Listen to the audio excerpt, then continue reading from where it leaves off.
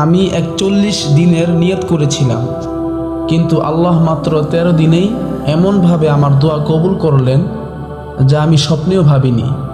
কি হয়েছিল সেই 13 দিনে, আজ পুরো ঘটনা আপনাদের বলবো।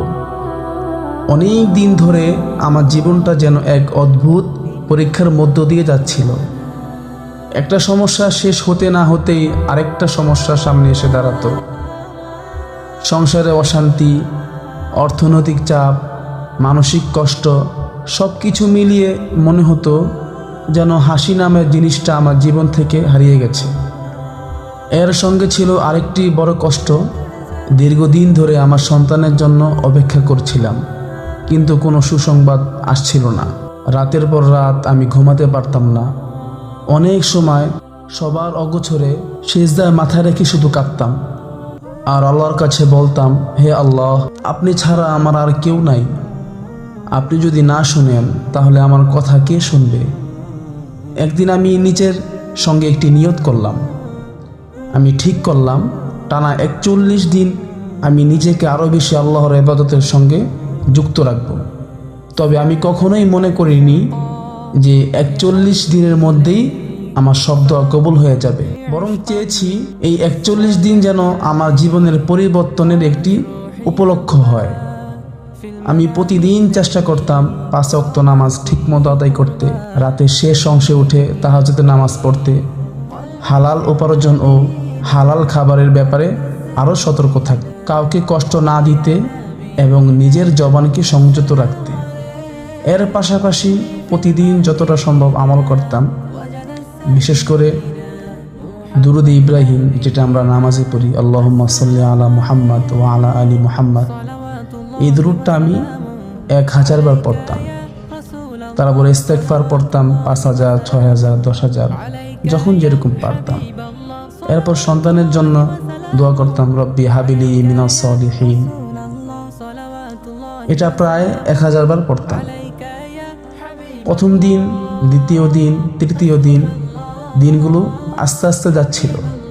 মাঝে মাঝে মনে হতো হয়তো কিছুই পরিবর্তন হবে না, কিন্তু তারপরও আমি নিজেকে বলতাম, আমার কাজ তো শুধু দোয়া করা, কবুল করার মালিক তো একমাত্র আল্লাহ। এরকম করতে করতে 13তম দিন আসলাম। সেদিন এমন কিছু ঘটলো যা আমি কখনো কল্পনাও করিনি। একটার পর একটা জটিল সমস্যা সহজ হতে লাগলো।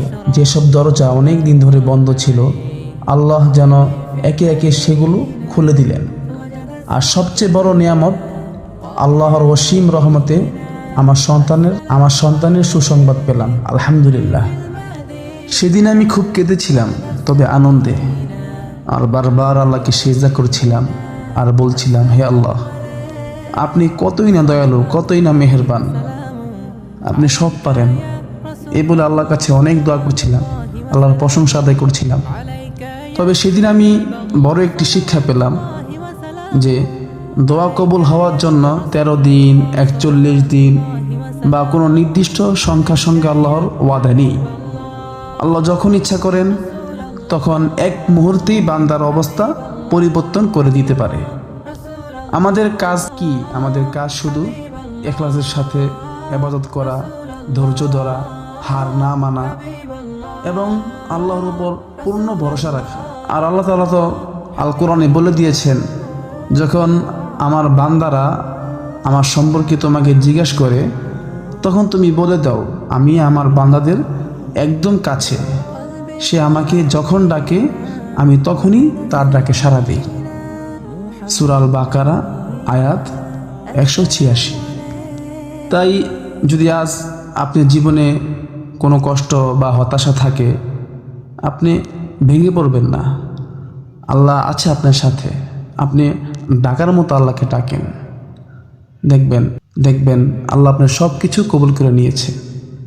হয়তো আপনার দোয়া এখনই কবুল হবে না, হয়তো বা আগামীকাল হবে, না হয় একটু পরে হবে, না হয় কিছুদিন পর হবে, তবে হবে। আল্লাহকে মন থেকে ডাকবেন, দেখবেন কোনো না কোনো এক দিক থেকে আল্লাহ সব কিছু পরিবর্তন করে দিয়েছে। আল্লাহ আমাদের সবাইকে ইখলাসের সাথে আল্লাহর ইবাদত বন্দেগী করার তৌফিক দান করুক